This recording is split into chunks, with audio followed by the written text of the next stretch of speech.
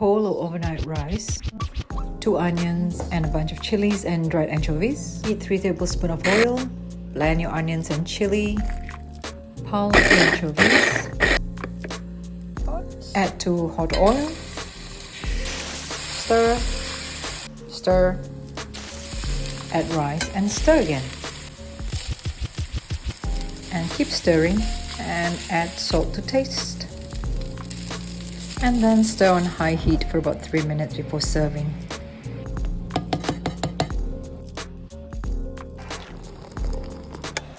I like eggs, so fry an egg to put on top of your fried rice. And serve with whatever that is left from yesterday's dinner.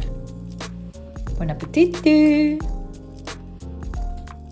Look at that yolk. Perfect.